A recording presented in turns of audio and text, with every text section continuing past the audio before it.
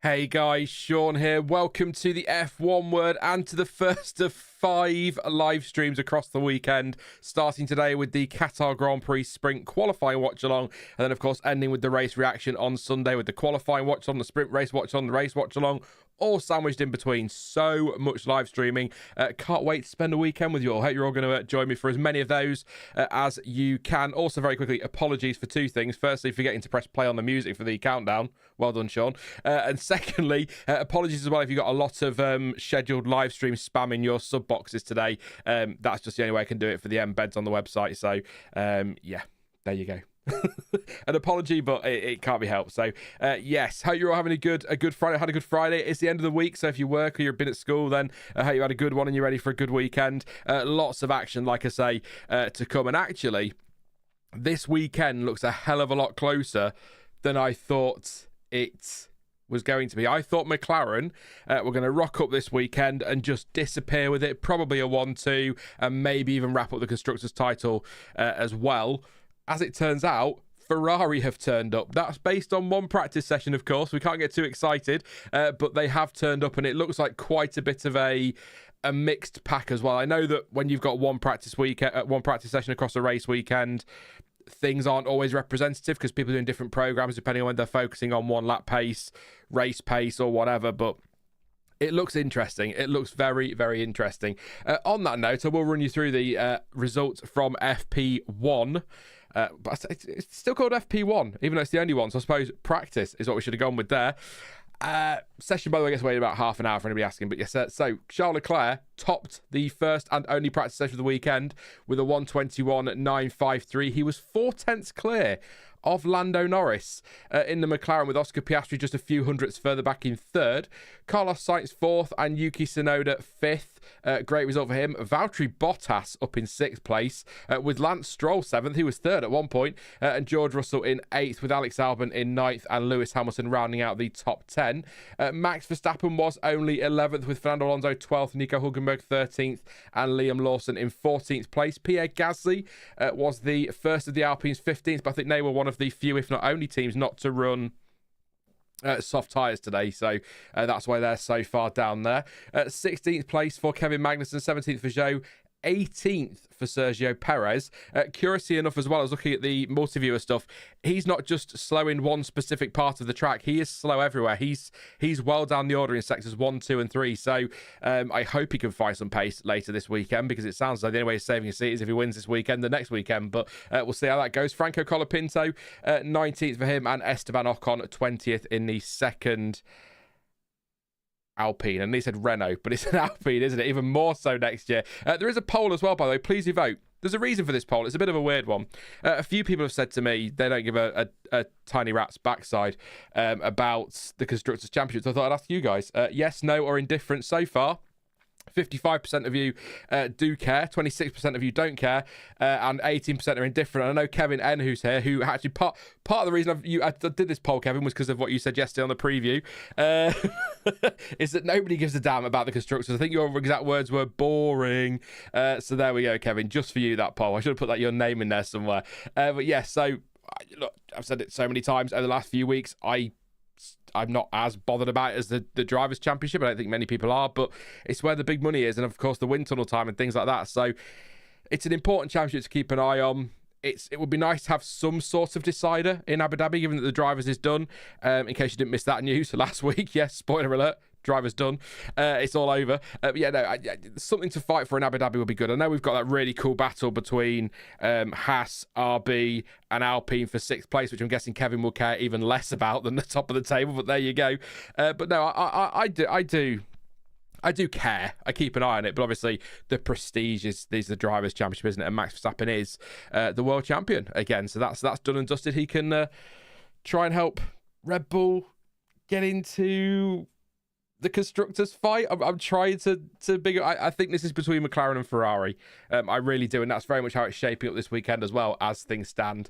Never write off Max Verstappen on a sprint weekend. He seems to be able to hook it up when he needs to with such limited practice, so he will be in the mix somewhere. But McLaren versus Ferrari, just like it used to be back in the day, yeah. I'm very much looking forward to this one. It's going to be good. Sprint weekends are really fascinating to me anyway. They always throw me off, and it is still Friday, and we're doing a qualifying watch along, so it feels weird. But yeah, and Nick says Red Bull wants to finish P3. I think we've had this conversation before, haven't we, Nick? Not necessarily me and you, but on the channel. I think there might be an element behind the scenes, the aero guys maybe going, just doing a bit more time in the wind tunnel. But I would say the races in them would still prefer to win the Constructors' Championship if they can. But maybe to take Nick's point, perhaps if they can't win it, then they'd rather be third than second. Yes, there's more money, but like you say, wind tunnel time. Big regulation change in 2026. Start work on the car next year. Yeah, maybe that's the key. I don't know. Let's do some questions. A few things in the news that might intrigue you. I'll not say much on it because there's not really much to say. Audi, Sauber as they are now, have sold reportedly believed to be a 30% stake to Qatar in the team. So that's cracking news. That kind of thing isn't very exciting to me anyway, but with the era of the cost cap, it's even less exciting because that money kind of, yes, it's a nice cash injection, but you can only spend what you can spend. You've got a cap to stick to, so it's less exciting, if that makes sense. Sorry to be really negative about it. Boo, boring. But yeah, no, more boring than Kevin in the Constructors' Championship. But no, it's a news story. It's something that's come out today officially. It's been rumoured for a while. I'll try and find the thing. Hopefully no ads will play. It's about 30% to QIA. PlanetF1.com understands that the deal is for circa 30% of the team and is worth hundreds of millions of dollars, suggesting the full value of the F1 team is close to the $1 billion mark. Good luck to Cadillac and General Motors for paying that anti-dilution fee. That's going to be fun. That's the big news today, I suppose. The other big news of the week, as I talked in the preview, we have got an 11th team coming after much deliberation, much squabbling, threats of legal action actually happening, and Congress or whatever all getting involved. It's all been quite silly. But that was all rejected in January. Now it's gone through with just the Andretti name apparently dropped, but they're still part of it. So it's all very, very political, I'd imagine. But good to see an 11th team coming. A lot of speculation about drivers. Bottas has been talking to them. I would imagine if Sergio Perez loses his seat, he might take a year out and have a chat with them as well. Daniel Ricciardo's been mentioned because when anybody farts about a driver lineup, Daniel Ricciardo's name comes up.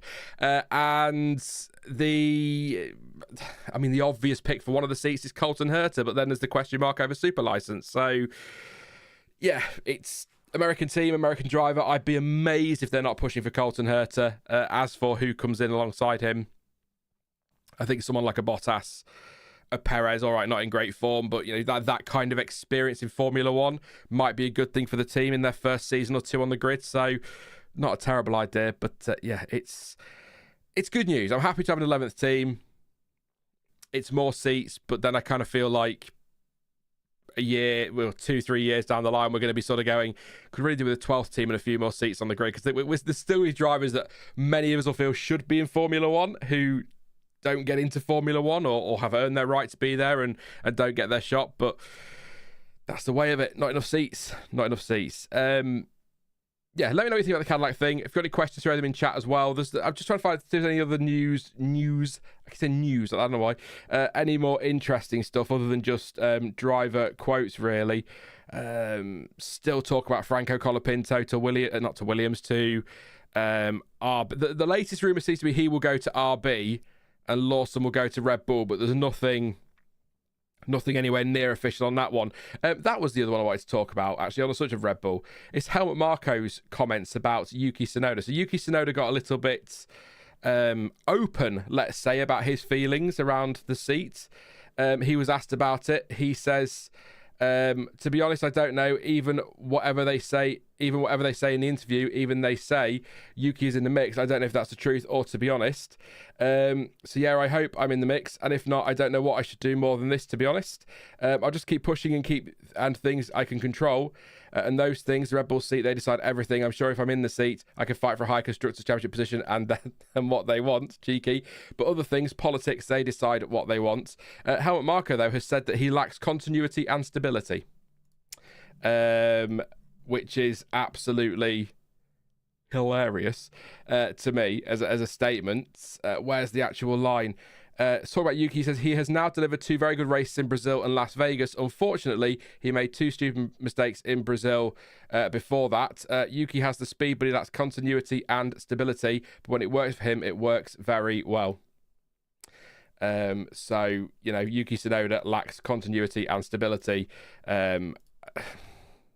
Sure. He's still a relatively young. He's experienced in Formula One, but he's still a relatively young lad. He's been doing a decent job, I think, at RB. He's had some bad races, but then they're talking to Colapinto, who's just come off a couple of bad races, and they're talking to Liam Lawson, who's not really blown anybody away in the last sort of race or two, I suppose. And what's Sergio Perez doing? So look, I'll say it one final time. I'm sure we'll talk about post-season. One final time for me. Yuki Tsunoda to Red Bull, Lawson and Hadjar, or Lawson and Colapinto at RB just makes sense. I can't see how Checo keeps his seat unless money is tight at Red Bull and they're desperate for that sponsorship. I don't know, but there you go. We'll see. Look, he may take pole position today, Sergio Perez, and shut us all up, or sprint pole, whatever we call it these days. Not sure on the stats front. Del supposedly Anderlach, that's a great name, has spent a lot more time on the wind tunnel already for 2026, so if they get a good driver, Ferrari engine works, that they could cook. You're right. So for those who maybe are wondering, hang on, you can't build your car until next year, why are they allowed to? Because they're not part of the Concord Agreement and therefore not a Formula One team yet, they can do what they like. They had the whole year to work on their 2026 car. The regulations have been out for a long time now, or since the regs have come out, they've been able to work on the new car. And they can do as much testing as they want. They can do as much building as they want. They can spend as much money as they want. That doesn't actually change until they officially sign up and enter F1. So you're right, they could be. But I also remember Toyota. Now, I know the regulations didn't change massively, but they did a lot of testing and a lot of work before they joined F1, and they were sort of meh. They weren't great. They were okay. But yeah, no, it's a good point, Del. So they're going to have a lot of time to work on that car, and they're not racing next year, so they these race weekends that take up these teams' times, God damn it, they could be spending all their time working on their car. So they might nail it or counterpoint. They might set themselves on a direction, get it wrong, but keep pushing it because they don't know, because it's not been out on track in anger yet. So it could go either way, but yeah, it's good stuff. $100 super chat if Checo takes pole today or tomorrow, says Nick. I think your $100 is safe, Nick. I think. We'll see. Well, maybe the payoff to fire him early is just too large to be worth it this season, but worth it next season if he rocks up and still not on it, says Martin. That's a good point, actually. Yeah, no, that's a good point. No, I suppose maybe the clause for next season, a mid-season swap, they might have put something in to cover themselves, whereas they can't do it for this year. It might be cheaper. That's a good point as well. Because this is the trouble. It's if they're going to buy Colapinto out his contract at Williams, that's going to cost a lot of money. And if they're going to get rid of Checo and buy him out of his contract, that's going to cost a lot of money. So they're going to need Colapinto sponsors and whatever else to put a lot of cash in. I know Red Bull aren't short of money, but they're not going to want to go too mad with it. So it's a good point from Martin there. The changes, there might be clauses, in the contract for next year that might make things a bit easier for them as well. Just generally, if you're this far behind, then yeah. The Simpsons episode. Does anyone remember the Simpsons episode with the escalator that just ends up in the air and people fall off the end? That's the second Red Bull seat, says Kevin N. Remember it? I built it in my little town on Tapped Out. Yeah, my little Springfield. Who remembers that? Calling a Herta pole in Melbourne 2026. Says Slicks. Hey, look. Who knows? It feels like a long way off. It'll soon be here. I can't believe.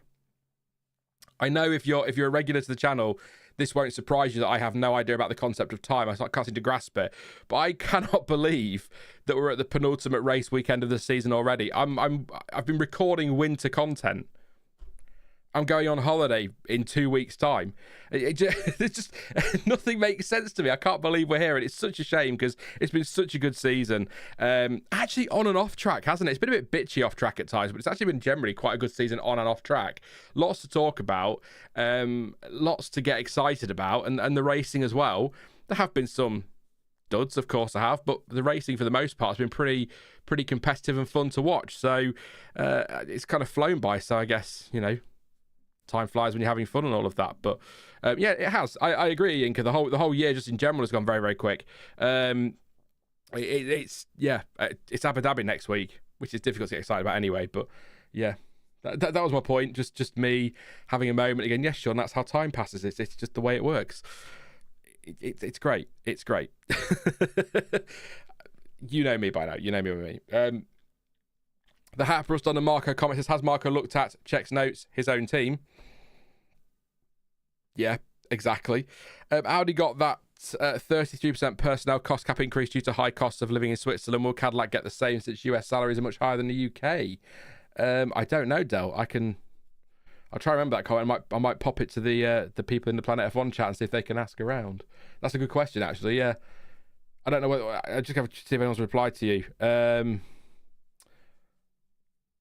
Kevin's talking about US salaries. Everything is cheaper in the US, so maybe not. Well, yeah.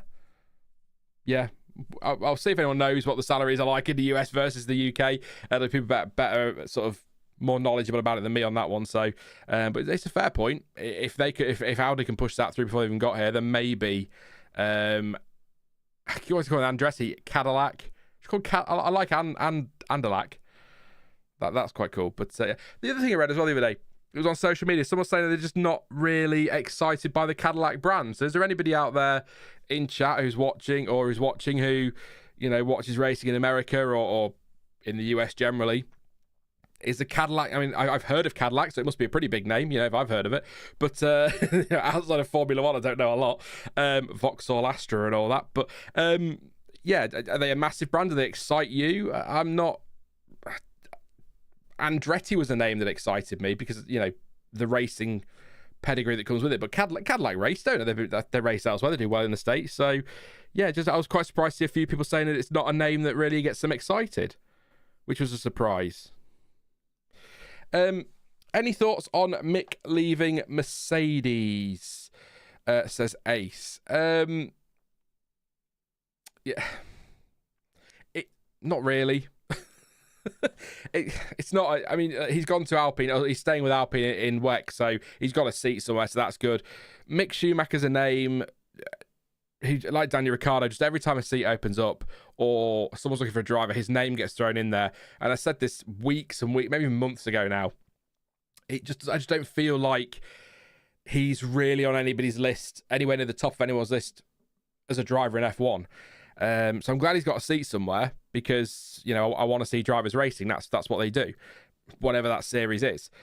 But reserve driver at Mercedes, great, but did okay at Haas initially and then kind of got a bit crash happy and struggled and actually did a better job in his final final stage of the season, in his final season, than I think he gets credit for up against K-Mag. But it was inevitable that he was going to have to move on at some point because Mercedes, by the look of it, are going to sign Valtteri Bottas for that reserve driver seat. So it's a shame in some ways that he didn't get the chance in a better car to show us what he could do in Formula One, but you've got to earn that, and teams aren't going to want a driver who's... I mean, look at that crash in Monaco, in Jeddah, for example. Teams aren't particularly going to look at that and go, no, there's no way. But Mick Schumacher's quick. He's just not really... It's just not really worked in F1 for him, but I'm glad he's got something somewhere. I don't care, look, I'm a Stoffel Van Dorn fan. I'm very happy that he's racing in Formula E. Can't stand Formula E, generally speaking. But, as long as they're racing somewhere, I'm happy. But, yeah, it's a shame for Mick in some ways, but also, I was going to say he can't stay a reserve forever, but, Pedro de la Rosa did for, 300 years, so maybe. Kevin says Mick is done. If Red Bull drop Perez, who would you like to see race beside Max, says Jordan. That's a cracking question, Jordan. I like it when people say what I want. Stoffel Van Dorn. No. I think Yuki. Maybe I'm overthinking it, but the problem with Lawson is I feel like you put Lawson in there, you risk burning through another junior. You put Hadjar in there, you risk burning through another junior like you did with Gasly and Albon. Yuki Tsunoda, a lot of people think he's amazing. A lot of people think he's dreadful. Helmut Marko can't seem to make his mind up. He's a quick driver. Yes, his temperament has been called into question, but he's worked on that. He said he's worked on that. He's frustrated. I feel like he's earned the opportunity to have a go. And I think that putting him in there also means that Red Bull aren't risking another Sainz situation, another one that got away moment. You put him in that car, and if he doesn't deliver, you've got your answer, and you've lost nothing because Perez, they've got nothing to lose. Perez isn't going to, he might step up and get a couple of podiums early doors next year, but what if he falls off again? So nothing to lose. Put him in there. If he fails, then look at Lawson if he's delivering. If he doesn't fail, you've got your answer for a couple of seasons. So I would do, I'd go with Yuki Tsunoda if it was my call. It would be nice to see someone like a Stoffel Van Dorn return, but I'm not sure I fancy Van Dorn up against Verstappen. I think that would be a thrashing. For Max, of course. But yeah, no, I would go with Yuki in all seriousness. Red Bull need to be thinking, what if Max walks away at the end of 26 or 27? They need to start preparing for that. I know they were caught, I said this last week, I know they were caught off guard by Ricciardo leaving when he did, but they weren't prepared for his exit. And look at the chaos they've had since. They need to work on that. So that'll be my bit of advice to help Marco, who I'm sure is tuning in and listening and taking all of my no, they didn't, Moray, all of my advice on board. I don't think that exists anymore, to be honest with you, mate. I think I deleted that a long time ago. He got thick skin after his first TM being Fernando, says Martin. They'll be rushing Robin Raikkonen into that seat next season, says Moray. Yeah, maybe. Anyone who can breathe will do for now. Yes. Cadillac is decent, but Chevrolet is a big GM brand car. It's up there with Ford and Honda in the US. Thank you, Paladin. Good to know. Who else? Love Cadillac, but they're not Ferrari, maybe Merc level, says Nick. Cadillac's kind of a boomer brand over here, says Slicks. And I preferred Hummer to Cadillac. That would be the funniest thing ever, says Moray. I just like the idea of Andretti, but fair dues. It's great to have a proper OEM coming in as well, or a proper big OEM coming in as well. Having lost Renault, Honda disappearing but coming back and whatnot. So I've not got this. I've got the Sky coverage on. I'm not listening to it until we get to commentary, and then I won't hear most because I'll be talking. But for some reason, we're watching Norris and Verstappen at the US again. So there's been some news regarding overtake rules or whatever, or Sky just won't let it go. Probably a bit of the latter. Who knows? Just massive hello as well to anyone who might be watching through the planetf1.com live center as well. Welcome. Thank you for joining us. Please do hop over to the channel and hit that subscribe button and drop a like as well for the stream. Lots of likes and lots of subs this weekend, peeps. That's what we're looking for. I said this last year. It's even more important this year. We're into the final two races of the season. If you want certain content to stay, make sure you're showing us you want it to stay with likes and comments and views and all of that, because I will be reviewing. I've got some ideas for next year, but I will be reviewing things at the end of the season and talking to the overlords, Planet Sport and Planet F1, to decide what we're doing for next season. So please do show love to the things that you really desperately want to keep hold of for next season. You can't get rid of me, I'm afraid. I'm not going anywhere, so you're stuck with me. So it's what's bearable around that, I suppose, is what I'm saying. Which constructor has had the most, been the most disappointing this season, says Jordan, again with a cracking question. Jordan, you're on it today. I'll get the championship for me and see what we can say. Probably, you could say Sauber, but I was expecting them to struggle a little bit anyway. Williams are kind of around where I would have put them anyway. I'd be sort of tempted to say Aston Martin a little bit, because they sort of did all right early doors and then it just kind of collapsed. But I don't know how much of that is because they've got eyes on 26 rather than now. So, yeah, I'm going to Aston Martin. Yeah, Aston Martin. One of the constructors that has really surprised me is Haas, actually, looking at the table. I'm kind of rooting for them to get P6. No offence to RB or Alpine, but I kind of want Haas to get P6. That'd be amazing for them. And we get Aston for sure. If you'd have said to me at the start of the season, Mercedes would be fourth, I'd have believed you. Ferrari second, I'd have believed you. Red Bull third, I probably wouldn't, unless you're talking about Perez first, but then maybe, yeah. I'll go with Aston. Red Bull can be in the conversation because they are third, having won the title for the last 2 years, but that's largely down to one driver rather than... Checo will tell you the car's terrible, but Max Verstappen's winning races and getting podiums and scoring consistently. I wanted to check something actually as well before we go over to the Watchalong screen. So I'm going to start multitasking now, which is funny. I was looking at the championship table and I'm just looking at the fact we've got Mercedes on 425, Red Bull 555, Ferrari 584 and McLaren 608. Is it a regular thing that we get 3 teams inside the 400s, or am I just... No, McLaren were 302 last year, so it just feels like a big deal that nobody's really mentioned that we've got 4 teams in the 400s. I know it's been a competitive season, and that'll be why.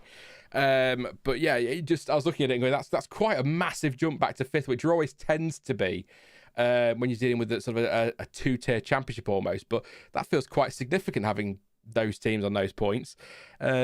Just such a great season in terms of number of winners and that. So that was all. I just wanted to check that then. But yeah, last season was 302, did I say, for McLaren? So Aston Martin will be a good call too, says Jordan, talking to Dell, who says Sauber have been the only one who haven't done literally anything. They've not scored for over a year, Dell.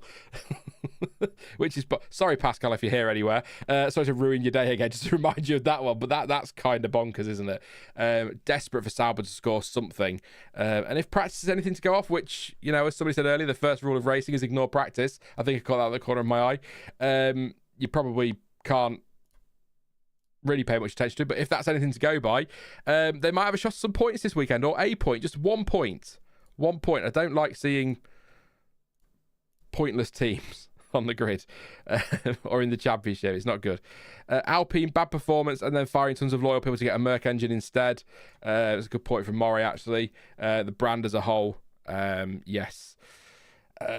Everything's okay, isn't it? We are still live. It is still playing ball, just the stream lagging a little bit there, so all good, hopefully. But the music has kicked in, so I will start to prepare the watch-along stuff, which should be hilarious, by the way. Should be. We'll see. But I'm going to try and multitask, but I can't do it. So there you go. Sprint quali. There we go. We want sprint quali. Give us a second to catch up. You will all want a track map, I'm sure. And then we'll get over to the watch on screen when this is done. And then we will be Tech Crofty our way through through this together. I don't know about title segues. A couple of people have asked that one next year. Not because I don't love them to pieces. But just because I don't know what's happening with previews for next year. Because, frankly, I went back and listened to one the other day for reasons I won't bore you with, from about 3 years ago, and they're basically identical. I make them new every year, but I think you could just copy and paste them and just change 2024 for 2025, and they'd be the same, or 23 for 24, and they'd be the same. So I think we need something new, but I don't know what that new thing is yet. So I've thought about content next year, but I've not got quite as far as what's definitely staying and what's definitely going. But I think the watch-alongs will, because I actually am enjoying these way more than I used to do. I think it helps that you've got something like multi-viewer. Doing most of the heavy lifting is how I'm going to word that one. Should we head on over to the watch on screen? Look, 10 points. Round of applause. Absolutely perfect as always. Look at that. Live timing is, of course, provided by the awesome folks over at Multiviewer for F1. The stream is not sponsored, but I'd like to give them a shout out. So thank you to those guys for letting me use these in the streams. Please do check out the app. I'm sure loads of you do. It's such a great piece of kit. It is free, the app is, but you do need an F1 TV subscription of some kind, Access or Pro. Fairly cheap for Access if you wanted to just get the data. Lots of data on there so you can customize your race experience. I make it sound like an ad read, but it's not. So thank you to those guys once again. Please do drop a like as well. That'd be massively appreciated. 49 likes, 242 of you here. Let's get some likes as well. Please do subscribe if you are new. I'll do some shout outs probably tomorrow for shout outs, because I think this will be I love having you guys here, and thank you, I do appreciate it, but this will be the least popular of the streams this weekend, I would imagine. So I'll keep an eye on it, but yeah, be appreciated if you could drop a like on that. Keep chatting to me in chat as well, and we'll get through this together. And I'll tell you what, I ask you all, wait for this session to get going. Have you warmed to sprints at all? Anybody? No? Okay. You're all leaving now because I said about the title thing. That's the only reason I'm here. I don't want to talk to you anymore, but yeah. We'll see. I this bit I don't quite warm too, quite as well, the sprint quali, but always nice to have an extra race across a race weekend, I suppose. 2 seconds, I'm going to go quiet, I'll just reposition my mic. It's got a squeak, and I mean a squeak, so just 2 seconds. I'll cut 2 seconds, Ted.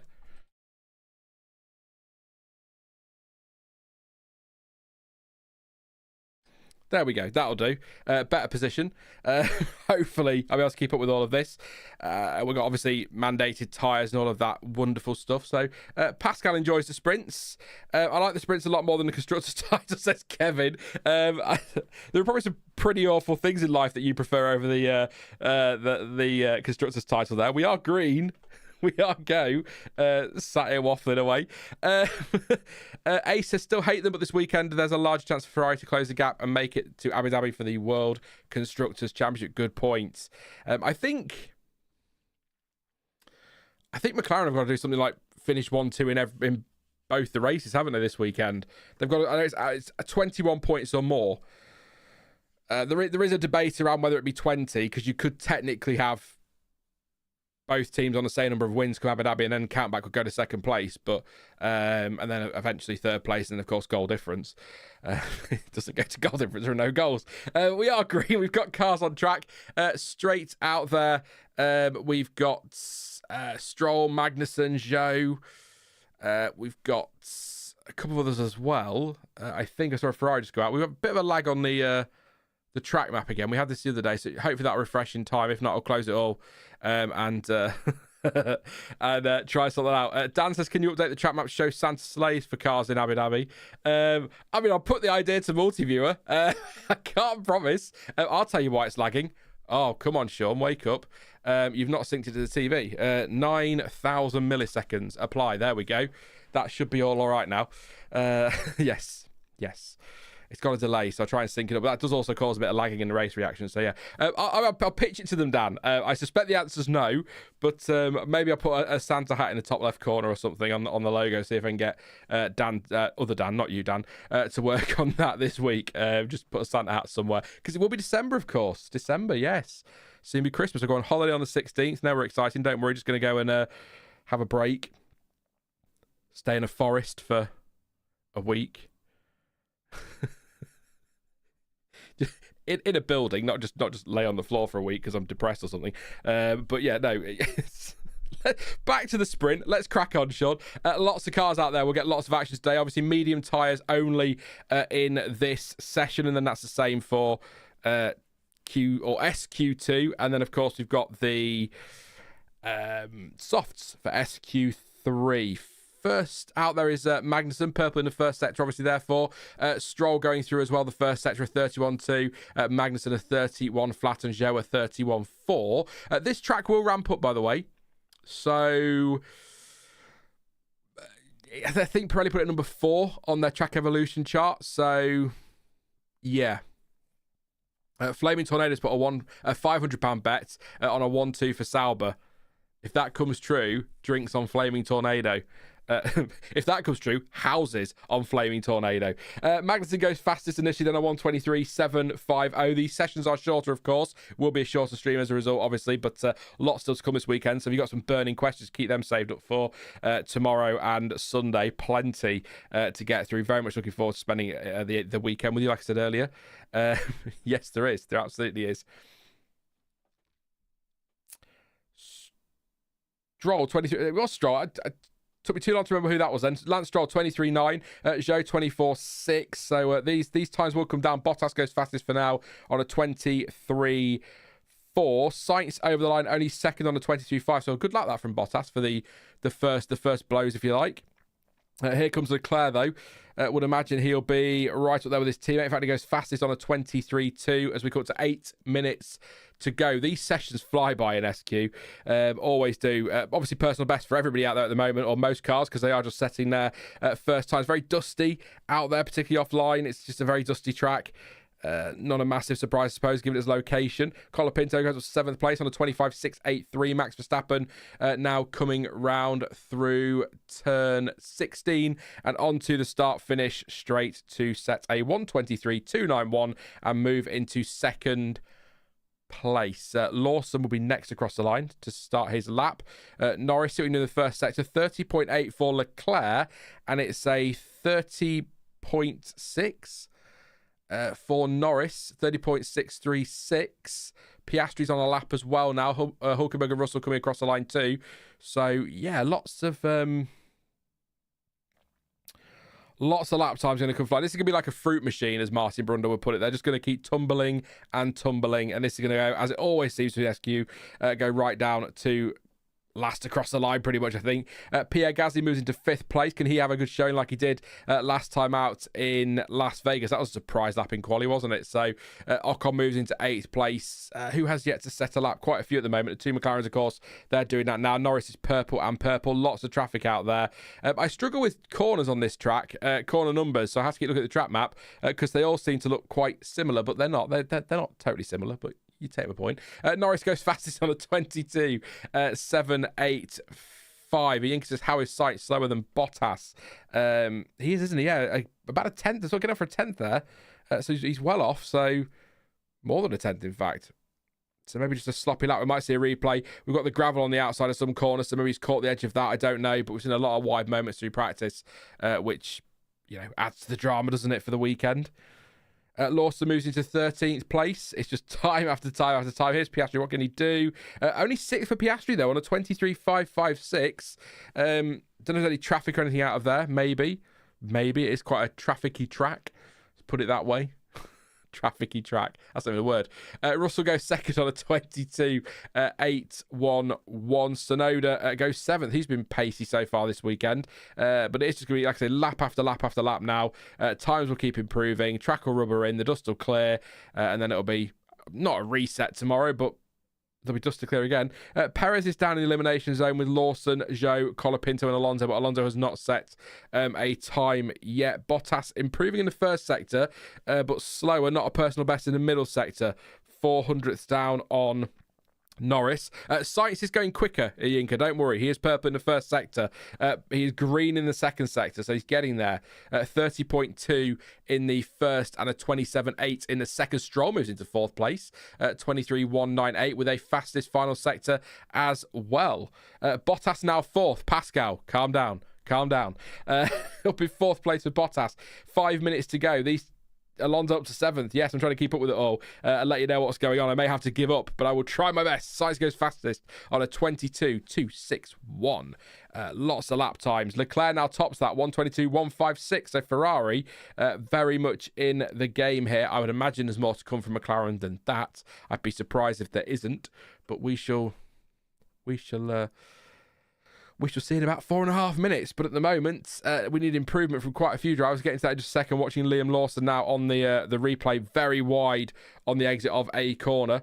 Looks like that tricky bit up at turn 9. I might be wrong. Before the sort of not quite a hairpin, but sort of hairpin of turn 10. So very wide there and kicking up gravel. So that cost him time, which could be why he's down in 20th. Perez is 18th. What's he doing out there, Checo? Personal best first sector, 30.7. That's 4/10 slower than the fastest time in the first sector. And 2/10 down on his teammate already. So not as bad, but needs the laps as Checo. We know that. We say this every week. He needs the lap. Gasly purple in the middle sector. Actually, he's about to go even quicker, up to 4th place for him. Now, Alpine has found some pace in recent weeks. That's a Mercedes trying to get a tow on the Alpine there. Perez is half a second up in the middle sector on a time to get through. And Norris is improving as well. Goes purple in the middle sector. Sergio Perez, and we're watching him on board. He will get another run after this, unless I'm missing something, but he should get another run. So it's not all on this, but it'd be good to get the banker in. Out the final corner, 23.7 to get through. It's a bit quick. It goes 9th, 22.9. We'll see. Norris now fastest, 22 flat, but everyone improving out there. Get Pierre back to Red Bull, says Kevin. Yeah. You all know I like Pierre Gasly, really, so I get why they made the swap when they did, but, give him a shot. Give him a bit longer than half a season, given he was thrown in at the deep end. But anyway, that was a long time ago. Let's not get back into that one. Russell is purple in the middle sector as Piastri goes into P3. Here comes Hamilton as well. He's improving. Tsunoda is, I think, basically everyone's improving pretty much, apart from Albon, who's on a slower lap by the look of it. Hamilton goes 7th. So the pace isn't there in the Mercedes this weekend, it seems. It is cooler than expected, but not quite as cool as Russell matches. I'll shut my mouth. Russell matches Lando Norris. Exactly. 1:22.021. And when that happens in Formula One, it's the driver who sets it first who gets priority. But it is a 22.021 for the top two. Was the track last year where they fixed track limits by making the white line super thick? No, I think last year, Fud, was when they painted the curb on the track, didn't they? As I recall. Gosh, it's only a year ago. I can't remember now, but they painted the curb on the track, kind of extended the curb because of the concerns over tyres and things. So, and drivers were livid because they had to have that extra little warm-up session, didn't they, before the race, I believe, on Sunday, or the qualifying, the extra session, just to get used to the change to the track profile, which people were furious about. So, I think I know what you're talking about there. I'm trying to remember where that was. It might have been Qatar as well. They did a lot last year that was weird, but they kind of out of necessity, really, given what they were messing about with. But we're coming up to the final minute of SQ1, still SQ2 and SQ3 to come, obviously.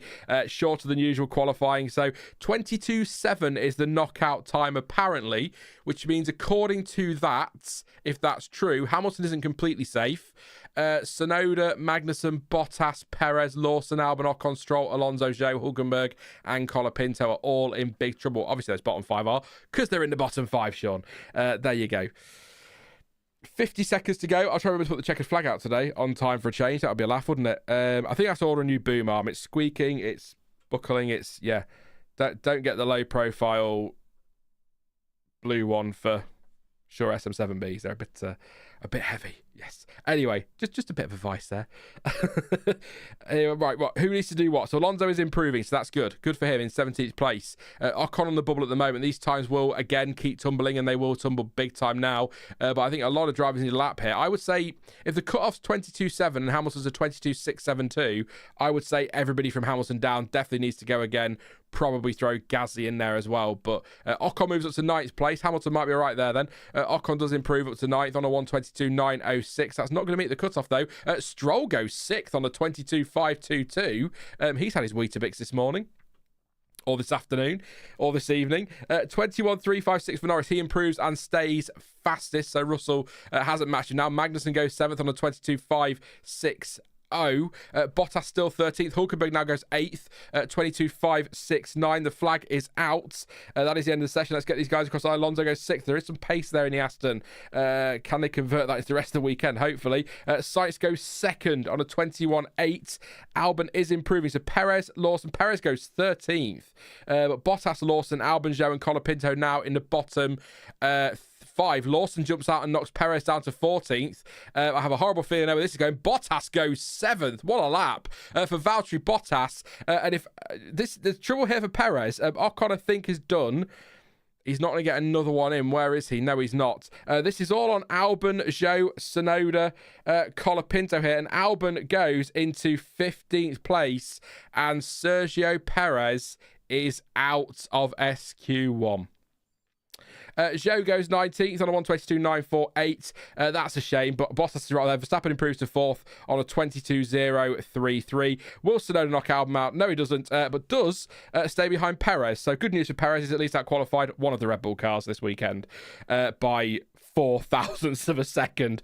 So we've lost Sergio Perez, Yuki Tsunoda, Esteban Ocon, Zhou Guanyu, and Franco Colapinto. Lando Norris topped the session on a 1:21.356 from Sainz by nearly half a second.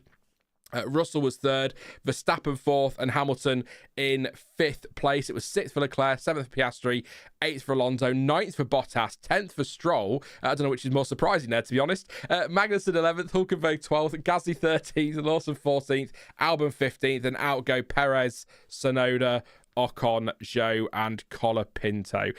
No, the hat rust. We're not. Hat rust said, "Are we really shocked?" That's why there's just no emotion in Perez getting knocked out anymore. Ta-da! Frustrating. Now something went on at the start of the lap though. Leclerc overtaking a Red Bull down to turn 1, which you're allowed to do if you're both on hot laps here. So I don't know. Is that it looks like Perez, and then Leclerc's gone up the inside of him. So that will have hampered Perez, but, you know, it's kind of hurt him a bit, but I don't think that's... Perez said, I don't know what Leclerc was doing there, but I mean, you know, he was only a couple of hundredths away from it. But look, again, whether Leclerc hampered him there or not, he shouldn't be down there. It's as simple as that. Look at the chaos in the final corner there, or final few corners. Gasly coming across loads of traffic there. But yeah, that's it again. That's the argument. We could talk about, did Leclerc hold him up there, or did Leclerc cause a bit of a problem there for him? Did that hamper him? Shouldn't be down there in the first place. So there you go. Look, I said this on Sunday. What more can we say? We've been saying it for weeks, months. There's nothing more to add. So I'm not going to sit here and slag the guy off. That's not what this channel is. That's not what this channel has ever been. You know, kicking him when he's down, I suppose is the phrase. He's down, and he's really down. He's struggling, and he shouldn't be down there. But there's no point continually saying that every weekend and then just sitting and slagging him off and getting views for that, is there? You know, sorry, that was a bit more shade there than it needed to be, actually. But no, it's, yeah, he's 16th. He's out. That's it. We've said what we need to say on him. So Sauber in Q2 again. Great lap from Bottas. This Pascal, yeah, 9th place Pascal. That's madness, but. Maybe those Cadillac talks have really given him a boost. Maybe that's what it is. Please do drop a like, by the way. 700 of you here now. So thank you very much for tuning in this Friday evening. Great to have you here. Lots of streams this weekend. We've got 77 likes. Let's get that well over 100. That'd be amazing. I wasn't expecting that today. So please do drop a like and subscribe if you're new as well. I will do some shout outs. Thank you to Silas or Silas Vicar and to Lump Sum for subscribing. Appreciate the support and for joining us this weekend. 4 more streams to come.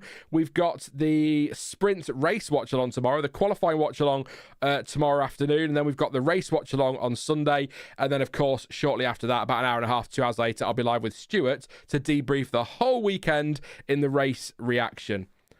On the subject of debrief, that was something I was going to float the idea of again, bringing back the Monday debrief like we tried earlier in the year rather than a reaction, just because I was very aware last weekend in the reaction that maybe I didn't have the notes I needed for the reaction and was leaning on Stuart a bit too much. So, but we'll discuss that over the winter. But yes, please drop a like and subscribe. Great to have you along for the journey. Lots to come this year, next year, and for, all being well, many years to come. Some good conversations going on behind the scenes. That's what I'll say. Pascal, the Sauber fan, says these new updates introduced in Las Vegas seem to work even better here. Yeah, Joe said something in the press conference that was interesting. They were saying about, do you think this is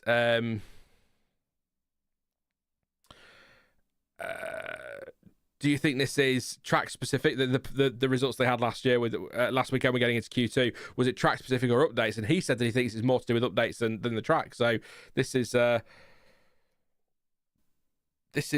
it's good news. It's good news for Sauber. So I think, hopefully, for Sauber fans, the sake of Sauber fans and their sanity, they can step up next year and kind of build on this. But obviously, big eyes on 2026. Big eyes on 26.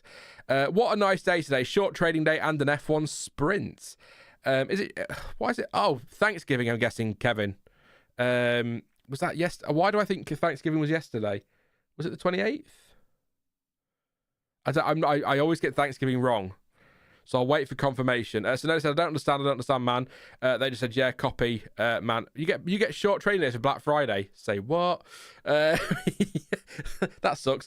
So was it yes? I thought it was yesterday. So happy Thanksgiving, belated, but happy Thanksgiving to anybody who was celebrating over there in the US yesterday. It's one of the times I kind of wish I was American, because then, you know, I get effectively 2 Christmases. I know they're not the same thing, but, you know, I love a turkey dinner. What can I say? So, you know, happy Thanksgiving. But yes, I will be very much looking forward to Christmas over here. So I don't know when Canadian Thanksgiving was. Do you know why? Because that's the first time I knew it was a thing. Thank you, though, Kevin. No offense to Canadians, by the way. Yeah, we are green. Green for SQ2. Let's not start talking about what Sean knows and doesn't know about the world, because it's yeah. I'll end up on a bad route there. But Hulkenberg and Magnussen, the first 2 out on track. Flip says Perez is going to buy a Red Bull seat at Black Friday. Maybe the only way he can get one for next year, bless him. Verstappen's out as well. Sainz and Leclerc too. So hopefully lots of action. Again, medium tyres for this session, and then of course softs for SQ3. I think it's the first sprint quality watch we've ever done on the channel actually as well. So that's why I keep getting me SQs and me Qs mixed up. I don't know about Canadian Thanksgiving because they bullied Robin about it in How I Met Your Mother. Yes, they did. Funnily enough, Maury, that you've brought that up, I was singing randomly Let's Go to the Mall earlier from How I Met Your Mother. No idea why that was in my head. It just was. And no, I will not give you a rendition on here. You'll be very, very pleased to hear. There you go. Everyone on outlap so that's going out at the moment. Just a reminder, if you're just tuning in, we've already lost Sergio Perez, Yuki Tsunoda, Esteban Ocon, Zhou Guanyu, and Franco Colapinto. Brian Bosey there on the Leclerc's engineer, hoping for a less colourful radio message post race today. There you go. Max Verstappen out. That was quite a rant, wasn't it, on the radio? Yeah. It was frustration boiling over there. Still not 100% sure what that was about. There's been some stuff coming out in the last few days, but really interesting stuff at Ferrari and Sainz's last two races, of course. So that's kind of that, really. They can fall out all they want now, can't they? And then get over it, and then they won't have to talk to each other for a while if they don't need to. But yeah, I'm waiting for laps. That's what I'm waiting for. We have got some cars now starting their laps.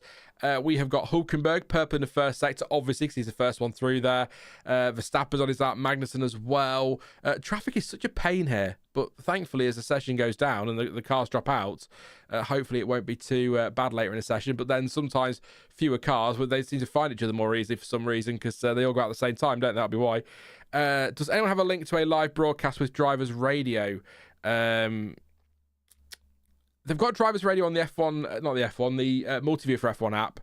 That might be worth a look. I'm not sure about elsewhere, though, to be honest. If anyone in chat has a link for Driver Radios, feel free to share it. If it gets lost in spam, I'll approve it. But if it gets lost and I can't find it, then I apologise in advance, because yeah, F1, I know the F1 app has as well, and the F1 website has a team radio too, doesn't it, Max? So that might be an option too, and they're free, I believe. Are they free anymore? I don't know. I don't know if they're free anymore. Leclerc purple in the first sector. Everyone obviously doing personal best, but so Hulkenberg's gone fastest on a 22.4. Magnussen only a 22.9, but then Verstappen does a 22.1. Here comes Carlos Sainz on a 22.5. So not a great first lap for Carlos, but he did that last time, didn't he? And then backs off straight across the line. I assume that's to do with looking after those tyres, given that they don't change these in this session, unless I've misunderstood the rules. I get very confused by sprint qualifying for some reason. It's the one thing that throws me for some reason. No idea why. No idea why that's going on in chat either. Each to their own. Track limits at turn 6 for Magnussen. That lap time's been, or a lap time's been deleted, but it was, by the look of it, an out lap. So should be out. Yeah, no, that is his actual laps. That will get deleted then. 22.9. There it is. Yeah, on the timing screen. Norris starting out. So Leclerc is fastest on the 22.1, half a tenth, give or take, quicker than Verstappen in P2. Norris sparks flying. It's one of the great things about night races. No daytime races, of course, until Melbourne next year now. It's our first race of the season as well, Australia, which is going to feel proper old school, as it used to be and as it should be. Can I add as well? And if I can't add it, I just did. Also love the MasterCard logo on the side of the McLaren just to the side. Norris over the line, a 122.173. Not far off at all there. Charles Leclerc, just under half a tenth. So it's close to the front, you know. I know it's early days in this session and early days in the weekend, but that's close at the front. Half a tenth best part of between Leclerc and Norris, and then just over that between Verstappen and Leclerc. So really close to that. Hulkenberg will be third still as well, which is great stuff. But Piastri's flying, purple in the middle sector. I was going to say something, Kevin, but we're really harsh. So I won't say it. Absolutely thinking of saying the MasterCard placement is genius, says a Yinka. Amazing how we take those so seriously in F1, isn't it? Things like that. Over the line goes Piastri. He goes fastest on a 22.050, so a tenth, 0.138 between the top 4. Hulkenberg within 4 tenths as well of the top of the timesheets. A long way to go in this session yet, though. 4.5 minutes. These times will keep falling. Who knows where we could end up by the end of this? But Lawson, Russell, Hamilton, Magnussen, Bottas, bottom 5 at the minute. Magnussen's time deleted. Bottas, Hamilton, and Russell, of course, are also yet to set a lap time. So we are absolutely going to fly through this session. We're watching here Oscar Piastri. A little bit of traffic are we watching, or a mistake? Very wide, kicking up the gravel again. Oscar Piastri's done that a few times at that corner, actually, this weekend. I think it's turn 15. It is indeed. Seen him out there a couple of times. So maybe that's it. We'll just call that Piastri's corner. I don't know which Pokemon it is. I know you've been talking about it in chat, but I mean, even if you don't know what Pokemon is, I'd say you could even say this track looks like a Pokemon, even if you have to design your own. Verstappen kicking up dust there on the exit of turn, again, I'm lost again, I got it wrong, 14. Into the final corner, 22 flat to beat from Piastri. Here comes Verstappen over the line, and he does a 1:22. He matches Piastri exactly at 1:22.050. That's the second time that's happened in this session, and then Norris then went crazy quick and destroyed that. But I do wonder if that's just an idea of how close we are this weekend. Here goes Sainz. He goes fastest on a 21.809 and shuts me up with 2.5 tenths between himself, Piastri and Verstappen. And then Leclerc cross the line and improves to a 1:21.818, so 9 thousandths between those two. What can these Saubers do? Bottas 12th, or the Sauber do, 12th place. Lawson goes into 9th place. Hamilton you'd expect to make top 10 here. Does it, in fact. Russell goes fastest on a 1:21.488, and Hamilton again should make top 10 with those sector times. Watching go 11th now, make me look a fool. He goes 7th. There we go, 22.241. So Russell fastest on a 21.488. That's a good lap there from George. But again, gonna keep getting quicker. Track evolution is high. 4 out of 5 on the scale, according to Pirelli. So it is a high one here. So we'll see how that affects these. It's just last across the line, I guess. We saw that in Vegas, didn't we? That George Russell called it. I want to be last across the line. He was, and he got pole. Piastri's time has been deleted for track limits at turn 2 on his 9th lap. Norris on a 1:21.231 goes fastest. So Piastri under a bit of pressure here with just over 2 minutes to go. 41.5 seconds off his teammate. Don't be alarmed, Piastri fans. It's just his lap time was deleted. That's not how slow he is this weekend. Albon and Lawson set identical lap times in SQ1-2, says Fudd. There you go. It's close. It's close through the field. I don't expect your Hulkenbergs and your Gasly's and co to challenge for pole. That's not what I'm saying. But it's close sort of between those, and you've got close at the front, close between those at the back. Could be a good weekend. Short track as well. Well, it's not really. It just looks a short track because it's just accelerate, turn. Not an awful lot of braking is there going on. I think highest percentage of high-speed corners on the calendar, according to Alpine, I think. 1:22.1 is the knockout. So according to that, everybody from Verstappen down needs to go. But to be honest, everyone's going to be out there anyway, pretty much, popping in the lap times. I want to see Aston up there. Stroll's up pace. Ooh, that was a bit dicey with the Haas on the inside there. Did well to keep out of the way. There is a Sauber in the final corner that might give Stroll a tow here if he doesn't disrupt him too much with the dirty air. Over the line goes Lance Stroll with a tow. Goes 9th place on the 22.5. Is he going to get another one in? That's a big ask with 55 seconds to go. Probably not. So he's going to struggle to get through there. What can Fernando Alonso do as we approach the end of SQ2? Piastri up to 3rd. Yes, good spot there, Kev. Thank you. Kev. All right, mate. Kev. Alonso goes 9th and displaces his teammate, who drops to 10th. Not a great first sector for Verstappen. Not a personal best, but a personal best middle sector. So is he going to improve? He kind of needs it. Where is he? Down in 6th. Might be okay there, but we're about to find out. Over the line, he does improve to P4, so 1:21.784. That should be enough. Piastri saying check for floor damage. So Zoyne says mediums. What tyre did they drive off for SQ1? So it's medium tyres for SQ1 and SQ2. That's mandated, so they've got to use those. And then it's soft tyres for SQ3. So everyone uses the same tyres in the sessions. It's to do with allocation, because obviously quite a lot of sessions across the weekend. So and Pirelli don't want to bring a million tyres, so that's why they do that one. But Albon over the line for P10. 122.5. Lawson's improving. Can he squeak through into the top 10? He does indeed. 8th place, 23.3. Valtteri Bottas only 12th, 122.538. Not bad though. Hulkenberg up to 8th on a 22.318. Magnussen stays 15th. And last of those running, Hamilton improves to P4. Gasly, what's Gasly doing? Last one, I think, to get a lap in here. 30.3 and a 27.9. Does improve tonight, so Lawson on the bubble, but I think Alonso not improving and Stroll not improving. So I think that's it. I think that is it. So we've lost Alonso, we've lost Albon, we've lost Bottas, we've lost Stroll, and we've lost Kevin Magnussen. Gasly getting through at the end there, Hulkenberg as well. And Liam Lawson, his teammate, knocked out, of course, in Q1, down in 17th place. Lawson actually qualifies inside the top 10, so a cracking lap there from Liam Lawson and Pierre Gasly late on, despite actually 27.9, not a particularly brilliant middle sector, actually 2 tenths slower than his best. So it was that first and third sector that did it for him, just looking at the other times around him. So yeah, that's good stuff from Pierre there. But yeah, Lawson probably the big story there, getting through to the top 10. Norris, Mercedes also the big story, have turned up. What did I say earlier? I don't think they've got the pace this weekend. Suddenly they're 2nd and 4th and splitting the McLaren. So there you go. We'll get involved with the McLaren. So well done to them.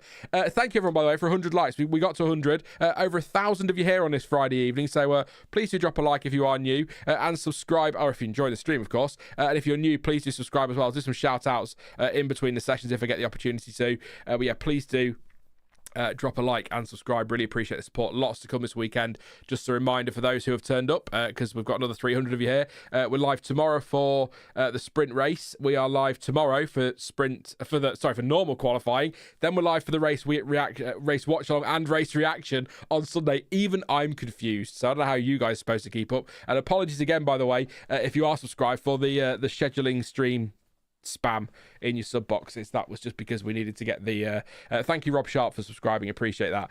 We needed to get these scheduled and get the embed code sent off for the weekend, and that's the only way I can do it. So because for some reason when you enlist a scheduled stream, when you then put it public, it doesn't notify people, so it doesn't appear in feed. So I thought it was better just to do them all, and then you can just pick the one you want to watch, and we'll work it out together. As long as we all turn up for the right stream, we should be fine. But that is SQ2 over. We've still got SQ3 to come, of course. The soft tyre for everybody there, but Norris was fastest in SQ2 from Russell, Piastri and Hamilton, half a second covering the top 4. In fact, really the top 5, with Verstappen in 5th, and then we've got Sainz 6th and Leclerc 7th. Let's say 6 tenths between the top 7.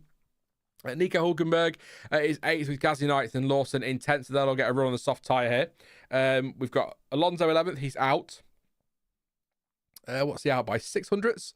So only just out. Albon 12th, Bottas 13th. I still think that's a great performance from any Sauber up there. 14th for Stroll and 15th for Magnussen. And we'd already lost Sergio, Perez, Yuki Tsunoda, Esteban, Ocon, Zhou Guanyu, and Franco Colapinto. Hey, Clanson, good to see you. Evening. Hope you had a good week. It's the weekend. Woo!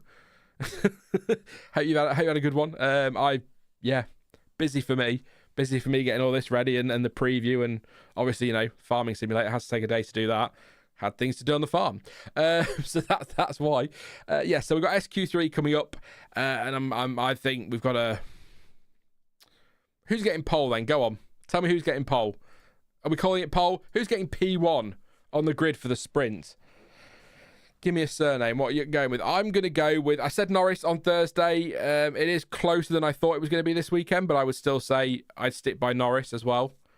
So I'll go with Norris for this one.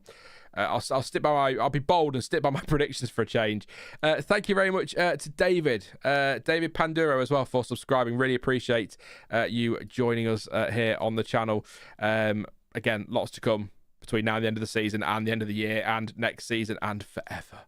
Maybe. Who knows? Forever might be pushing it. I was going to be really depressing then, but it's a Friday, so let's not go down that road. Please get your votes in as well on the poll as we get ready for SQ3. It's an odd question, I know, but it's just, I explained it at the start. A few people said they don't really give a damn, so why do we talk about it? But do you really care about the Constructors' Championship? 67% of you say yes, 18% say no, and 15% couldn't give a damn either way. So there we go. I care.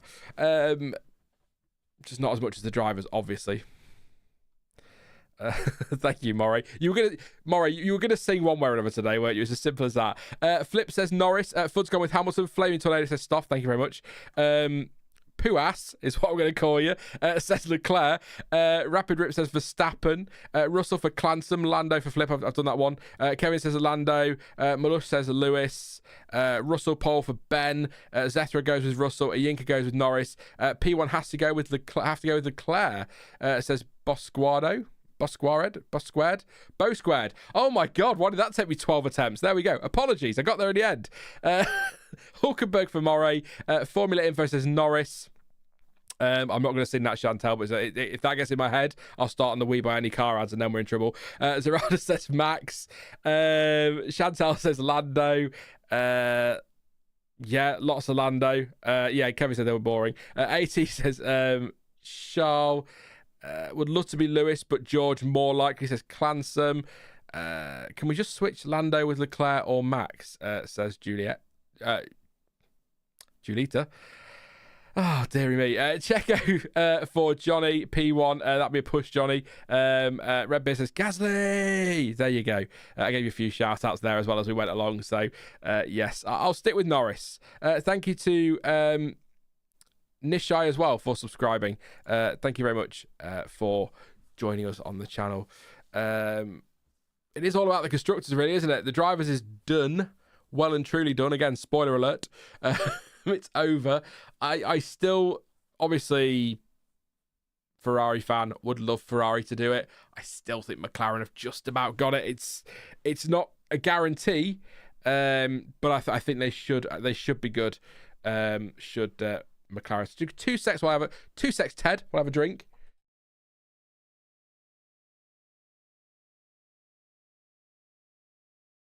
Actually, remember to mute my mic for a change rather than just gulping down the microphone at you. So there you go. Progress.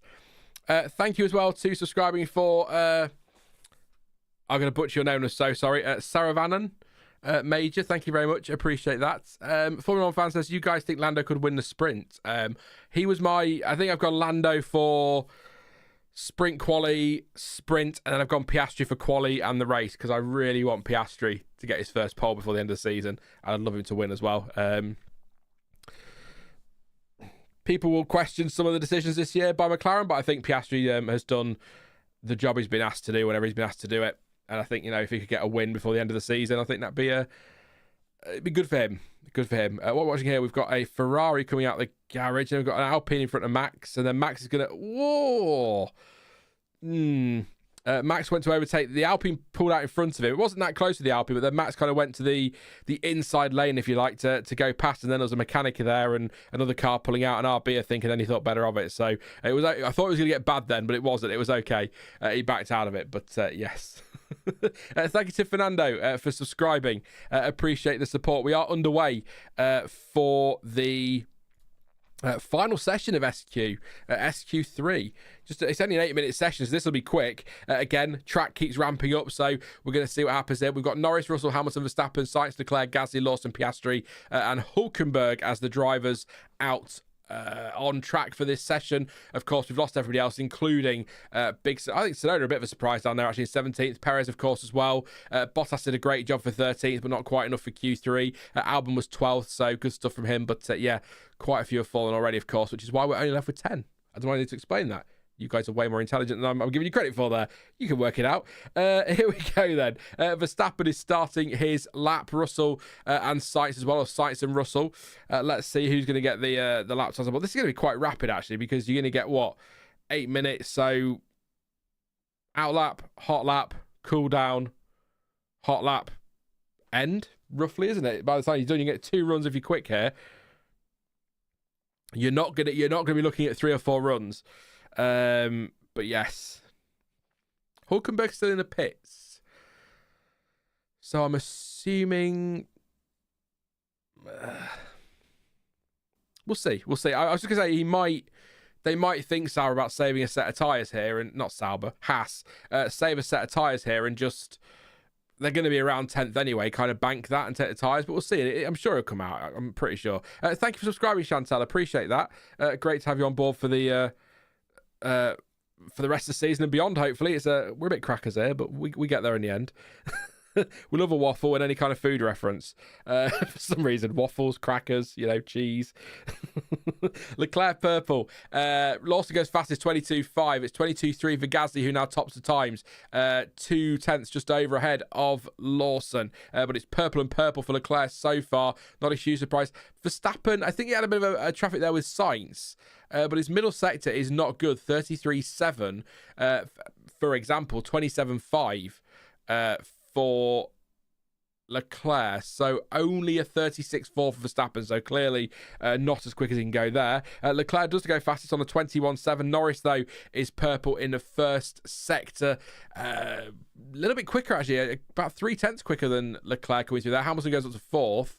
We'll see through the middle sector now for Lando Norris. What does he do in there? So 29.9 for him in the first and a 30.2 for Leclerc. So a good gap in the first sector. Just going to watch this because it might give us an indication for the rest of the weekend where they're strong. 27.3, so 2 tenths again in the middle sector.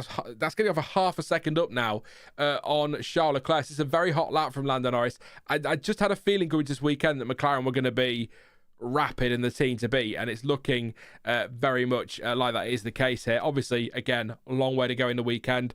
Part Ferme lifts after the sprint race tomorrow, so teams can make changes, but it is fastest for Norris by nearly 7 tenths of a second. Here goes Piastri, 21.0 to beat. He goes on the front row on a 21.1. That's a rapid lap there from Norris, but still 3 minutes to go. We'll see if anyone can top that one. Have there been any surprises so far? Who got higher than expected and who got lower? Mine is Bottas P13 is pretty good in the neon bin, says Warden. The neon bin. That's great. I think the big... Verstappen goes quicker, by the way, 3rd, and purple in the final sector, but Russell now 3rd, 21.2. Is Perez a surprise anymore? Again, I'm not trying to be, catty and kicking when he's down, but it's not really a shock anymore, is it? So, but no, I agree with you on Bottas up there in 13th place, cracking lap. Also, I think the pace at times of the Aston Martins has been a surprise, and Lawson making 8th, and Yuki said only 17th. That's a surprise for me. Lyle, thank you very much for your super chat, mate. It says, what's 1 or 2 F1 gifts you wish you could get? Oh, that's a banging question. I'll see this session out, Lyle, and then we'll come back to that because I'll need to think. I can't just take anything, can I? So, yes, I will see the session through and I'll come back to that just when we get finished. So, a bit wide there for Leclerc, a bit twitchy as well. On the exit of, that's 15, isn't it? Yeah, the exit of 15. The Mercedes was down. The Mercedes was blocking him at all there. So, as there was any... Hulkenberg is on track. So that's good news for Hulkenberg fans.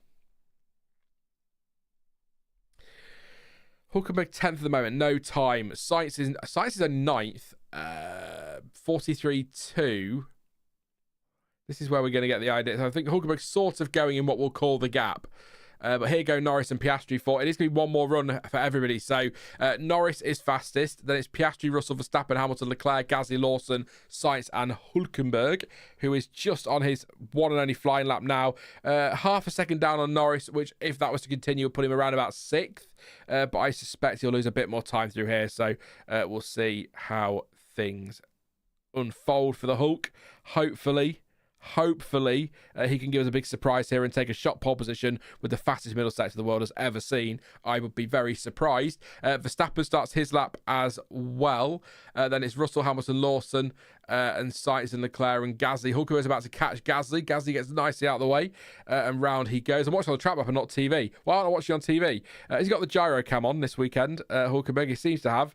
Look at the speed through there in 15, and then into the final corner. Piastri goes purple in the first sector, by the way. So Oscar Piastri's flying. Norris is not improving, 30.0 and 27.4. Piastri's got a shot here at pole. Hulkenberg over the line goes into 7th place, 122.088. We're into the last 25 seconds. I'll try and keep up here. Oscar Piastri not great in the middle sector though, so 27.5, 2 tenths slower than it's all in this final sector then for Piastri. And Norris pits, so he's given up on that one. Verstappen's improving, matching Norris's bad time and only a 10th off his quick time. What can Oscar Piastri do? Over the line he goes. It is not enough for pole position or sprint pole or whatever we're calling it. He stays 2nd. Max Verstappen is one to watch here, but again, poor in the middle sector. Really poor in the middle sector. Again, or not really poor, but not a personal best or anything. So these tyres falling away now on these second runs. This is sort of the problem with sprint qualifying as well. All the excitement dies down because the tyres struggle over 2 laps. And that's what they use. It was a purple final sector for Verstappen, though. So he kind of did all he could apart from that middle sector, I guess. So not quite all he could. Russell goes on the front row on a 21.075. Hamilton is yellow and yellow, so he's not going to get an improvement here at all. Sainz is improving. Leclerc again improves in the first sector, not in the second sector. See if he can do anything in the final sector in a moment. But here goes Sainz over the line. Gasly on a good lap as well. So Sainz goes 4th. So Norris, Russell, Piastri, Sainz. Verstappen is 5th. Leclerc improves to 5th. Now that drops Verstappen to 6th. What can Gasly do? Can he get anywhere near the sharp end? No, he can't. It's 8th place for him. And that is the end of sprint qualifying. Remember your flag, Sean. There we go. So Lando Norris is on sprint pole P1 position. Will start in P1 tomorrow on a 121.0 with George Russell in second, also on a 21.0. 600th off pole actually in the end, Russell. So there is pace in that Mercedes. Piastri 3rd, Sainz in 4th, and Leclerc 5th. Verstappen 6th, 3/10 off the fastest on the Alpine sprint pole position. There we go. That confirms that. 7th for Hamilton. Gasly is 8th, Lawson 9th, and Hulkenberg is 10th. I'll go through the full times in just a minute, but that is a great start to the weekend for McLaren in their bid to win their first Constructors' Championship in 26 years. Bad news for Liam Lawson, though. His lap time has been deleted for track limits at turn 6, and in just a second he's going to go from 9th to 10th. There he goes, the lap time deleted, half a second off Hulkenberg in the end, so track limits at 6 for Lawson. There we go. I'm just going to have a very quick drink again, then I'm going to run through the times and do the timestamp pause and all that business. So, 2 secs, chat.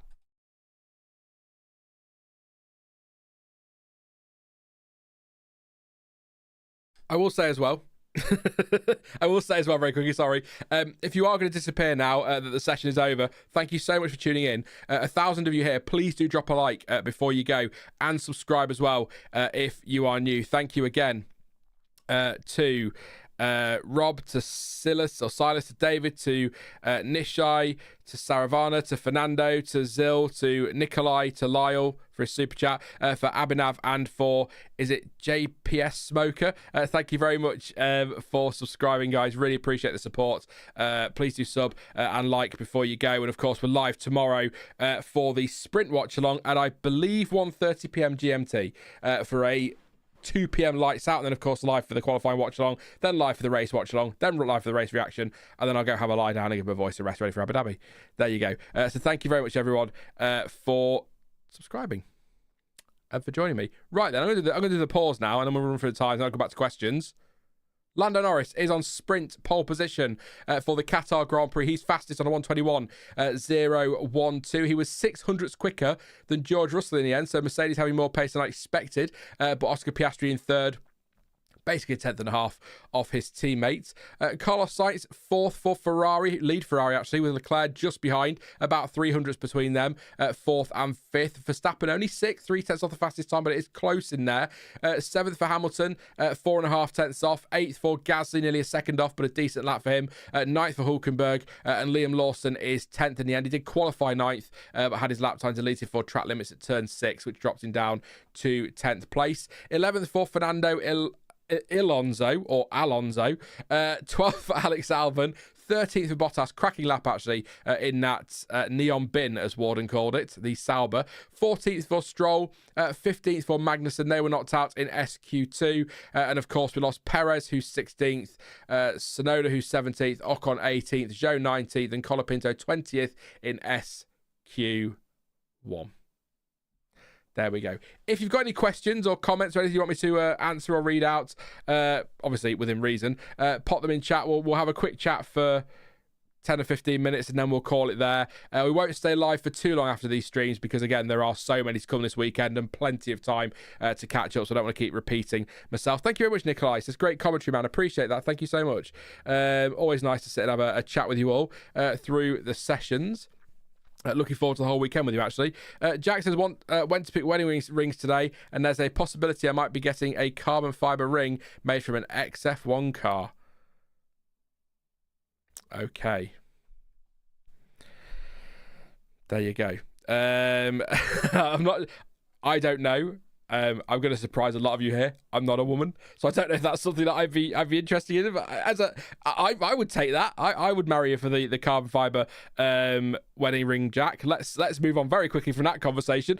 Lyle, what's one or two F1 gifts you wish you could get? That's what you asked me earlier. So we'll answer that one. Thank you very much for your super chat as well.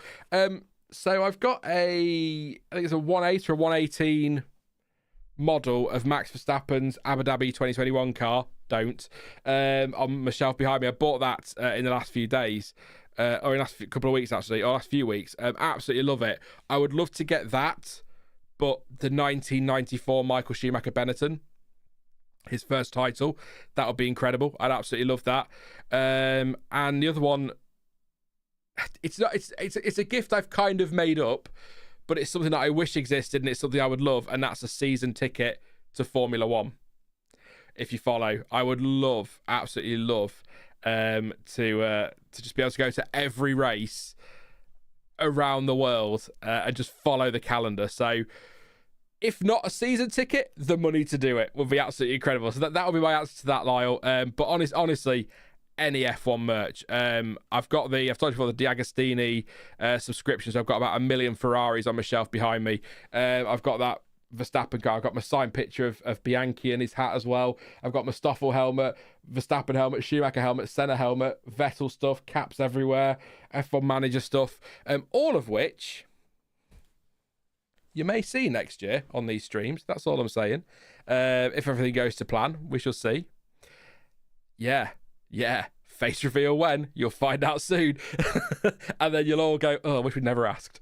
Anyway. Sean, have you been to the F1 experience at the XL? Yes, I went in September. I went in September. My mum bought me tickets for Christmas, and that was the date she booked because it was supposed to finish not long after that. So, but it's been extended into next year. It was good. I enjoyed it. It wasn't as big as I expected, but it still took me ages to get round, if that makes sense. That's what I was pausing. I'm not saying it's a bad thing. It's not a bad experience at all. But yeah, it didn't seem very big, but it took ages to get round. I'm assuming there's something going on qualifying wise for one of the junior formula here, because the track keeps going yellow, so I see they're moving cars around. So that would be what I would say.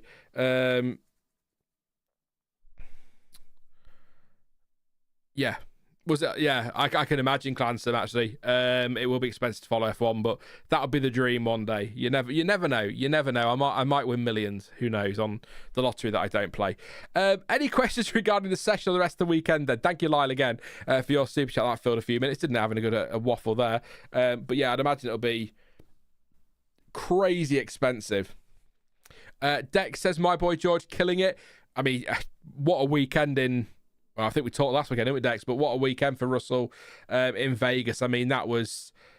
Did he say it was his best drive? Because I felt like that was his best drive today. And I know recency bias is a thing, and we tend to do this in F1 a lot. Like, someone wins a race, we'll go, best drive ever. But the way he controlled that weekend from qualifying onwards, I think he was absolutely superb. So, yeah, great drive from George. Absolutely brilliant. You know, second on the grid today in a car that I didn't think was going to have the pace, but actually maybe as things have cooled down a bit, maybe he has got the speed in there. I don't know what the score is between him and Hamilton in qualifying now, but it's very much in his favour, isn't it? I think he's won that one. So, yeah, yeah, good stuff from Russell there. Definitely. I want the new F1 Lego sets because I'm a child, says Alfie Alf. Alfie, don't care how old you are, mate. There is nothing wrong with Lego at any age. It is... My phrase, do what makes you happy, not that, Jack. Do what makes you happy. That's all that matters. And if you like Lego and you're in your 80s, who gives a damn? It keeps you entertained. So I get really fed up of people. My mum does it a lot. I'm not slagging my mum off again. I'll say again, that sounds terrible. Oh, you're a bit old for Lego. Like, oh, I don't care. I like, it's fun, you know. I've asked from my partner the MP4 Lego set from...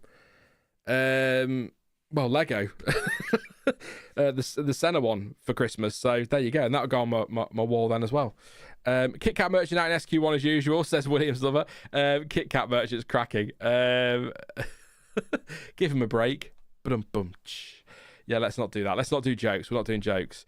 A road legal helmet with Seb's design. That'd be epic. A Yinka. Which specific design, though?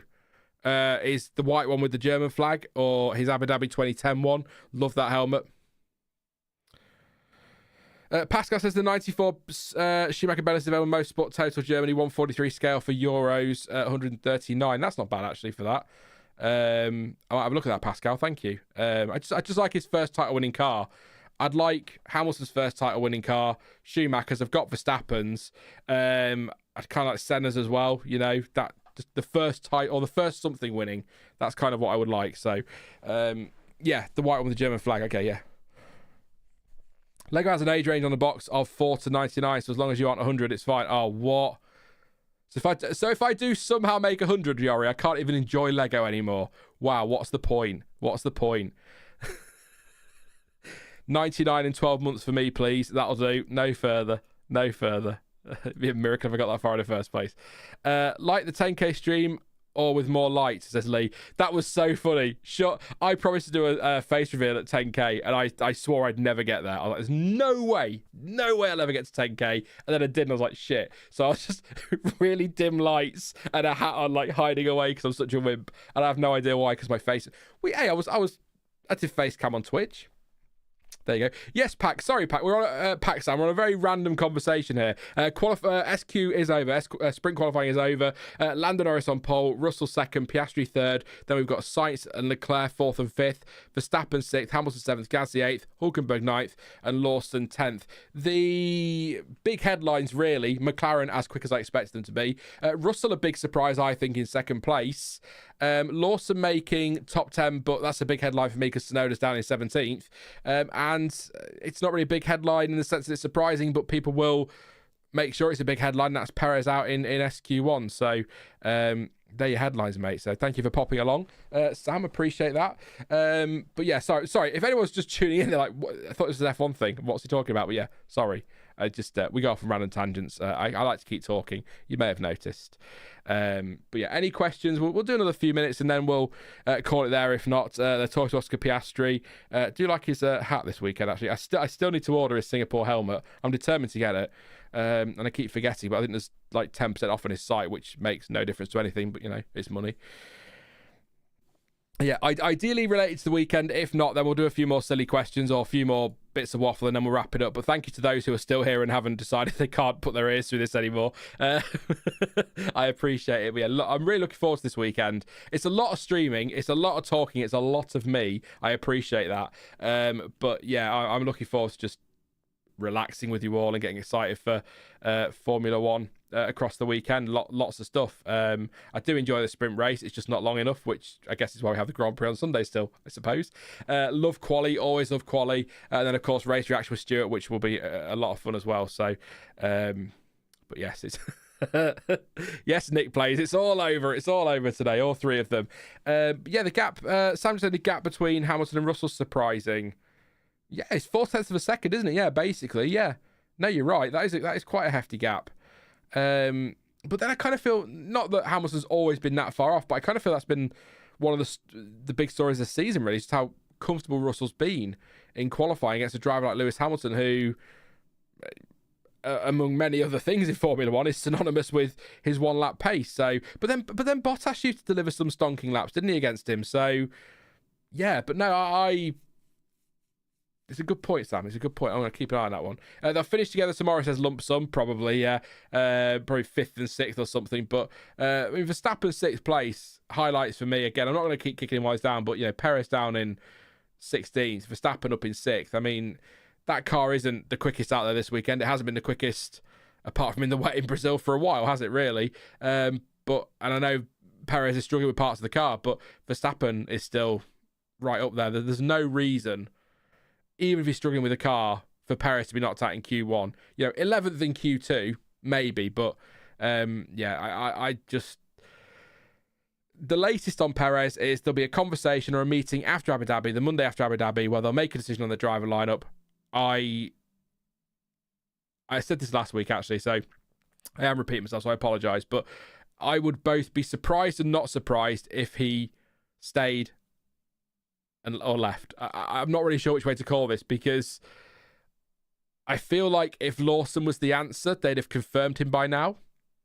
I think if they were going to take Tsunoda, I think we'd have heard by now. And if they're bringing Colapinto in to replace him, I think we'd know by now. I think they are hoping Perez can find some form in these last 2 race weekends to at least give them a reason to take him into 2025.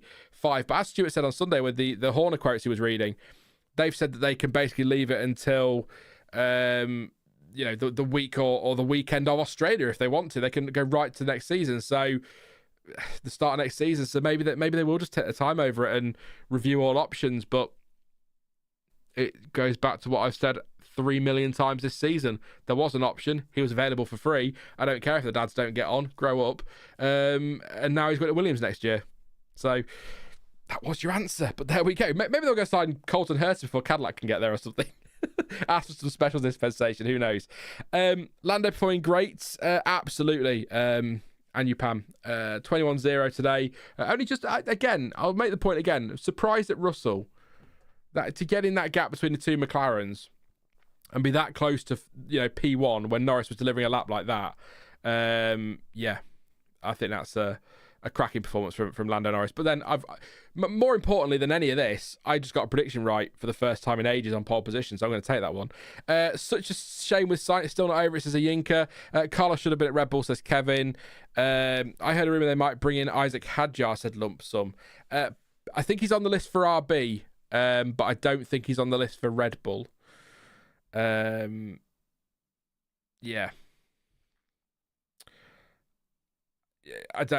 Perez is the key to this. It'll either be Tsunoda and Lawson at RB next season and Verstappen and Perez, or Verstappen and one of Lawson or Tsunoda with either Colapinto and the other one, or Hadjar and the other one at RB. Yeah. I saw a great Bottas replaced Perez as Flaming Tornado. Somebody was talking to me about that the other week, actually. Went to... Might be my cousin, actually. I can't remember. It doesn't matter. But somebody was talking about the other day about Bottas and why has he not been linked to Red Bull more heavily given his available and his experience. But I don't know. It wouldn't be an exciting move, but it'd be a bloody safe pair of hands, wouldn't it? And a lot of experience. But yeah. Who knows? Who knows who Bottas is talking to? I imagine anyone with a seat anywhere, he'll be talking to them. Bless him. He's pretty keen to stay on the grid, so we'll see. Perez has 3 races, and it looks like he's effed the first one, says Clansome. Let's take a couple more comments then we'll wrap it up because we're going to start covering the same ground again. Sean Nakar is definitely involved towards George this season for obvious reasons, says Clansome. Yeah. No, I know there'll be some people that get really mad about that, but in fact they were earlier in the season, weren't they, on the old social media, getting annoyed that Russell's car was sort of moving towards him. But Mercedes have to. He's their number 1 driver for next year. Hamilton's leaving. They have to think of next year, so not a surprise. Bottas talking to the Catch a Predator guy. Have a seat, says Dell. Maybe Lawson and Tsunoda can race together halfway through each race. They change over, says Kevin. Maybe. Hey, but maybe we could go back to... was it Antonio Liuzzi and Christian Klein? It might not have been Klein, actually. At Red Bull, where they swapped out at least once. You'll let me know in chat. I'm trying to think now. Going back at Christian Klein. Who remembers Christian Klein and his earring? That's how I remember him. Why not? Not as a Red Bull driver. Thank you to Chad, by the way. To Lauren, to Kelsey, to Ollie as well. To M. Ibrahim for subscribing. Thank you very much for joining our crazy little community. And by I say me, basically, and Kevin, who's just thinks everything's boring today. As a Lewis guy, I have no problem with the car being developed towards George, and that's how it should be. Sainz is leaving Ferrari. It would be weird if Ferrari then started to build the car towards Sainz when he's leaving, or it's common sense, Clanson. But I know that's we're all right. But I know that's not always the case on the internet when it comes to common sense. Is not that common, is as my grandma used to say.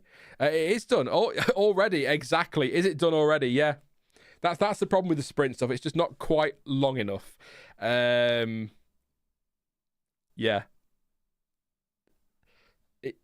But then if it was longer, it was too much. So anyway, I think we'll leave it there. It's been good. This is the shortest stream of the weekend, so not a massive surprise there. Thank you, Del. I was waiting for somebody to say it. I was wondering whether I should say it, but yeah, thank you, Del. 10 points to Del. He gets the first 10 points of the weekend. But yes, we will leave it there for this one. But never fear if you are going to miss my voice. You crazy. But I will be back tomorrow at 1:30 p.m. GMT for the sprint race watch along, and then live tomorrow evening from I think 5:30 p.m. for the qualifying watch along for the Grand Prix. So please do drop a like before you go. 183 likes, 17 more, and we hit 200. That's right, maths live. You love it. So yeah, please do drop a like. 17 to go to get to 200. And subscribe if you are new as well. It'll be good to have you on board for the rest of this weekend and the season and beyond as well. Like I keep saying, lots to come. And for the latest Formula One news and reaction, make sure you head on over to planetf1.com. Follow me on socials as well, at F1 Word, the F1 Word, wherever you get your social media. I will be posting more probably over the winter and into next season. That's part of my job now. I need to do that, so I will do. And of course, back tomorrow. Very much looking forward to it. It's Lando Norris on pole position for tomorrow's sprint race. But as ever, thank you for watching. I've been Sean. This has been the F1 Word. And until next time, goodbye.